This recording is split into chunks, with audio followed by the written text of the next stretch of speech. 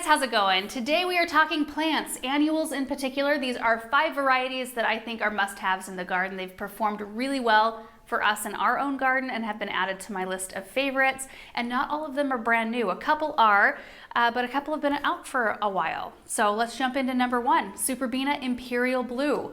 If you guys see this plant in a garden center this spring, pick it up. Pick it up and plant it in your garden. You will not be disappointed. I was so incredibly blown away by the performance of this plant. We've been growing it for 2 years now. We've trialed it in containers. We had it in our east fence line pots this last year, as well as in the ground. We had it at the end of our west side kind of walkway in this huge flower bed, along with sweet potato vine, Supertunia, vista, snowdrift, cannas. And oh my gosh, it just spreads out like a carpet. You can hardly see leaves because of how many blooms it has. And it blooms nonstop from the moment you plant it until you're pulling it after a hard frost. We also planted a lot of it down at our college this last year. We had it in flower beds and in containers, like in the big entrance welcome beds. And it was such a showstopper. We had people asking us, what is that plant? That is an amazing plant. The thing I do love about Supertunias is that they are very heat tolerant. They can handle our extreme weather here in the high desert, and they're also not bothered by any kind of insect that we have here anyway. We don't have to spray it. We don't have to deadhead it. You just plant it, make sure it has water, and you just let it grow. We do fertilize ours with a water-soluble fertilizer once a week, but they're not quite as food hungry, I don't think, as some of your other annual varieties. So even if you're not on a schedule to do it every week, they'll still perform really well for you. They do attract butterflies. They are resistant to deer if that's something that you have. And they typically grow about a foot tall, and they'll spread out 2.5 to 3 feet. I mean, this plant will get huge really quickly. Side note on the Supertunia, Imperial Blue is awesome, but if you haven't tried Sparkling Amethyst, that's another really good, pretty variety. Number 2 is Supertunia Mini Vista Yellow. This is a brand new variety this year, but we were able to trial it last year, and I was very impressed by its performance. I mean, it just bloomed nonstop all season long. The color was so beautiful. It's the only Supertunia that's just that bright, cheerful, clear yellow. There is Supertunia Limoncello, which I love as well. It's a very creamy, soft yellow. And then there's Supertunia Honey, which has some yellow in it, but that also has a lot of sunset colors. So the Mini Vista Yellow is just that bright, just the bright yellow that just goes with everything. I love it. Now, it is a Mini Vista, so the blooms are a little smaller, but you hardly see any leaves. It's just a massive yellow blooms. That's what I experienced. No trimming, no deadheading, and it spread out like 2.5, I want to say about 2.5 feet. Also, if you have any Supertunia with the word Vista in it, that means it's going to have amazing landscape performance. So there are a lot of Supertunias and then Supertunia Vistas, and that's kind of what the difference is. The Vistas tend to be a little bit more aggressive in their growth growth pattern. They just spread out a little bit more, and they do it a lot quicker than your regular Supertunias. So if you see that Vista word in there, you can pop it in containers, but you can also pop it in the landscape and expect it to do amazing things. It also does attract butterflies, bees, and hummingbirds, which is a fun side benefit. Number 3 is Supertunia Persimmon. This is another new variety for this year that we trialed last year. I actually had it planted right alongside the Mini Vista Yellow, and they looked gorgeous together. In fact, with this Supertunia Persimmon, I was a little bit uncertain in the very beginning of what I thought about it because I was unsure what to pair it with. Like, should I plant this all on its own, or should I, what should I do with this plant? And it looked so, so pretty with the bright yellow of that Mini Vista Yellow. It's something I would definitely plant again. This one has like a very vibrant peachy pink with a yellow center. It definitely looks tropical, and it's very unique. There isn't another Supertunia like it. So I had the persimmon in the containers by the portico along with the Mini Vista Yellow.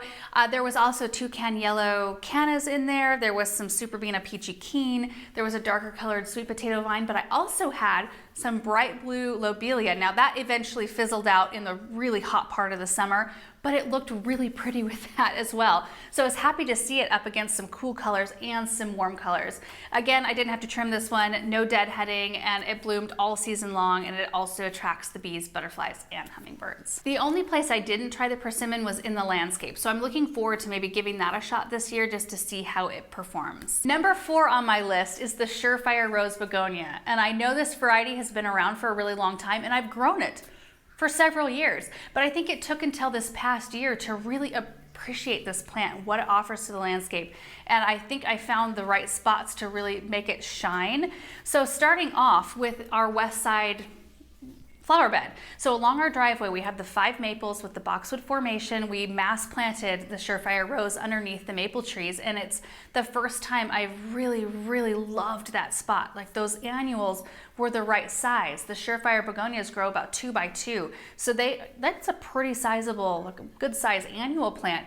And the fluff looked really pretty up next to the tightly shorn boxwoods, and they provide color all season long. They actually went further into the fall than I thought they would. Typically begonias are a little bit on the tender side, but they went to a pretty hard frost before they eventually met their demise. But they aren't bothered by any insects. We never have to spray them like we do some other annuals that deal with things in our area. We don't have to fertilize them. The other thing that's amazing about them and makes them so versatile is they can take sun or shade. That area over there with the trees, some spots get a lot more sun than others, some get a lot more shade, and to find something that will perform the same so that you get that unified look, it's very rare to find something that will do that. The other spots we used the Surefire rose was down at the college. We had them in a few containers. So down by the baseball diamonds, they have these 7 huge containers with big trees, and we did Surefire begonias and sweet potato vine in those pots, and it was gorgeous. Low maintenance, they loved them. And then there was one other long rectangular shaped container that had Surefire rose begonias, and I think it was the snowdrift caladiums. That was such a gorgeous container that required hardly anything from anybody, and it was striking. It showed up beautifully up against a brick wall, actually. And I'm very excited because they have a Surefire red, and a cherry cordial is a new variety this year, which is like a pinkish red bloom with a dark colored leaf instead of the green that the normal Surefires have. But they have a new one called Surefire white coming out, which I'm so excited for, and I do have a spot picked out to plant some of those this year. And the last one, number 5, is the Bewitched After Midnight sweet potato vine. And this one surprised me because I have to be honest, I've never really cared for this plant when I see it in its nursery containers. And it's kind of like the Truffula pink gomphrena. Amazing annual. You see it in its container and it always looks like a little small, and you think, is this going to perform for me? And it always does. Like, you will not be sorry if you planted that one as well. But this one, I didn't know if I loved the color contrast between the new growth, which is chartreuse green, and the more aged growth, which is like a bronze maroon brown. It's very deep and very pretty, but in the container it just didn't have the presence that it did when we planted it in the ground behind our chicken coop. Oh my goodness, you guys, I planted 9 of these in the ground. I had 9 left over from a project, and I thought, well, we're just gonna plant them here, we'll see what happens. And it blew me away, to be honest. Like, I'm gonna plant those in other places because they grew so beautifully. I mean, huge, not just a ground cover, but kind of a bushy plant too. Like, they'll grow upwards of 16 inches tall. It was quite the presence. And you know, I've used a lot of the, sweetheart lime and the light green sweet potato vines as a ground cover in the landscape. And that always looks beautiful. If you've never done that, if you've only ever used them in containers and haven't used them in flower beds, definitely give it a try in a flower bed because they are amazing performers that way as well. But I've never used the darker colored sweet potato vines as a ground cover, and I just thought they were so beautiful, and they take up such a good amount of space. They suppress weeds. You don't have to deal with any weeds. They aren't bothered by any insects. We don't have to trim them. Well, I didn't have to trim them there.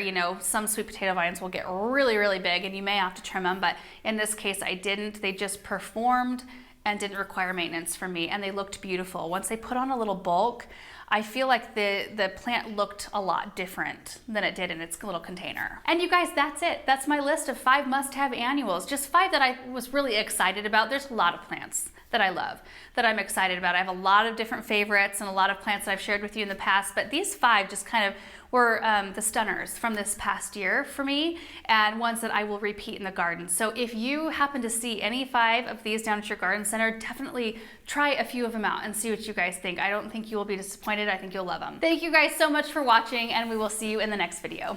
Bye.